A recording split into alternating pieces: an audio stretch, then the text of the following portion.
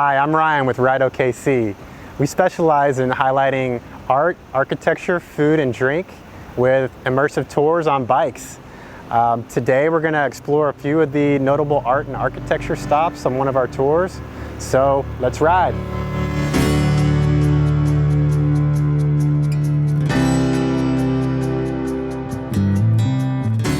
Welcome to the Overholser Mansion on our art and architecture tour. This is Oklahoma City's first mansion. It was built in 1903, and this was the outside of town. Currently this would be considered the downtown core in Heritage Hills, but when Henry Overholser came here, he wanted to be just outside the streetcar tracks, and this would be a Queen Anne French chateau. It's almost completely original on the outside and inside because of historic preservation. Henry Overholser was 54 years old at the time that he arrived, and he built this for his young wife, and it's a crown jewel of the area.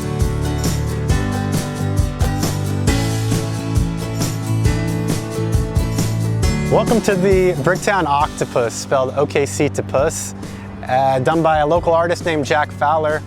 His background was being an elementary school teacher, so he turned it into a scavenger hunt for kids.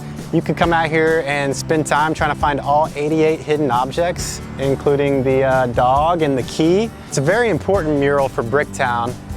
Used to only be able to do culturally relevant art here, but this kind of paved the way for the fun, funky, colorful, modern stuff you see nowadays.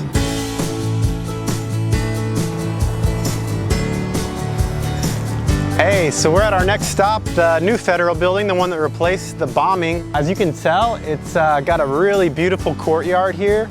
And if you look at it from an aerial view, it's actually an ellipse shape, or like a big oval. And the site plan itself sits on top of an American flag, so it's got a very patriotic theme. There's stars and stripes. You may have noticed these benches here. There's actually 46 of those because we're the 46th state. Another really cool fact about this one, it's the only federal building in our country currently designed by a female architect.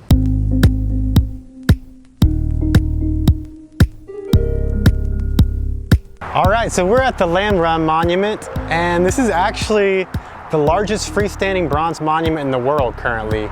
It began in 2007 for our centennial when Oklahoma turned 100. And it's actually not complete yet. They add a new piece every few months, and when it's completed later this year, it should have 46 pieces total, which is fitting since we are the 46th state. And you really just got to get out here and check it out for yourself. It is larger than life, literally. All right, so we're in the Boathouse district, and the first boathouse that was constructed was this one, the Chesapeake Boathouse in 2006. And it was designed by a local modernist architect named Rand Elliott, and it just was named the best designed building in Oklahoma according to Architectural Digest. It's a very fun, quirky design. As you can see, it kind of looks like a boat. The poles sticking up here would represent the oars, and on the opposite end they even have a rudder that steers the building. And they topped it off with a moat that kind of makes it look like it's floating on water, especially at night. So next up we have Galaxy by Alexander Lieberman, and he's a very famous artist who's done sculptures like this to all over the world. If you've ever seen a monumental steel sculpture like this, painted lipstick red, that kind of looks like it wants to fall over, there's a good chance it was his. So this one was installed in the early 80s amidst the oil bust here in downtown Oklahoma City, and it was meant to create kind of an uplifting atmosphere for people walking into their offices. So our next stop is here at Kerr-McGee Park, also known as Sandridge Commons, and it's one of my favorite spots in the city. It's the only place I've ever found downtown where you're completely surrounded by buildings. So it feels super dense, super urban, almost like you're in Chicago or something. So to find a place like this is just really special. All right, well thanks guys. My name is Ryan Fogel again, and this was just a little taste of our art and architectural tour. Just a few of the notable stops. There's about 25 on the tour, so you'll see a lot more and get to know the city a little better. But we also do bicycle rentals if you want to go out and explore on your own.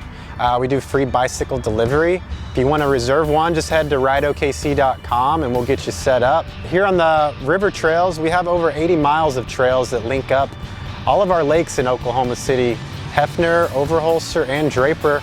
And if you need advice on how to get on them, we could definitely set you up with the good route.